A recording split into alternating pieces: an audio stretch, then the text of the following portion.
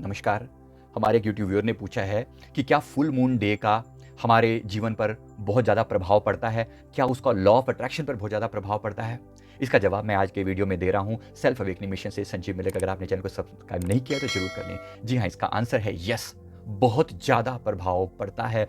Full moon day जब भी हो, तब उस दिन और उससे एक दिन पहले और उससे एक दिन बाद, ये 3 दिन जो होते हैं वो बहुत क्रिटिकल होते हैं। इन दिनों में मैनिफेस्टेशन की कोई भी टेक्निक अगर आप अप्लाई करेंगे तो वो बहुत प्रभावशाली होगी। आप जिस भी चीज़ को मैनिफेस्ट करना चाहते हैं लॉ ऑफ अट्रैक्शन के द्वारा, पहली बात अपनी उस विश को जरूर लिख कर बताइए। जब वो पीक पर हो, उसका एक टाइमिंग होती है, चंद्रमा के उदय होने की और अस्त होने की टाइमिंग होती है। जब उदय हो रहा हो ना, वो नेट पे आप देख सकते हैं। आप उस उदय होने के टाइम, वैसे तो कभी भी रात को करेंगे तो इफेक्टिव होगा, लेकिन उदय होते हुए बहुत ज्यादा प्रभावी होता है ये। तो जब भी मून राइज हो तो आपको डेफिनेटली उस दौरान अपनी मैनिफेस्टेशन की टेक्निक को इस्तेमाल करना चाहिए। मतलब जैसे मेरी विश है कि ऐसा ऐसा ऐसा ऐसा हो जाए, तो उस चीज को आप कम से कम 21 बार लिखें। अगर ज्यादा बार लिख सकते हैं तो और अच्छा है। 108 बार लिख सकते हैं तो बहुत अच्छा, क्योंकि 108 रिप्रेजेंट करता है पूरे यूनिवर्स को। तो इतनी बार आप अपनी विश को लिखें कि मेरी ये विश मैनिफेस्ट हो जाए। बड़ी चीज है तो डेफिनेटली उसमें बड़ी ताकत भी चाहिए होती है, बड़ी पावर भी चाहिए होती है। तो जरूर उस समय का बेहतरीन इस्तेमाल कीजिए। उस समय आपका मन जो होता है वो एक डिफरेंट कंडीशन में होता है। यूनिवर्स आपकी बात को सुन रहा होता है। आपके मन की एक कंडीशन बिल्कुल डिफरेंट होती है और बहुत रिसेप्टिव होता है मन, बहुत ज्यादा सेंसिटिव होता है। इसलिए उस समय में मैनिफेस्टेशन बहुत आसानी से हो सकता है। तो जरूर उस समय का बेहतरीन उपयोग कीजिए। साथ ही साथ दूसरी बात, इस बात का भी याद रखिए कि जब भी फुल मून का डे हो, उससे एक दिन पहले और एक दिन बाद आपके इमोशंस यूजुअली बहुत ज्यादा हाई होते हैं।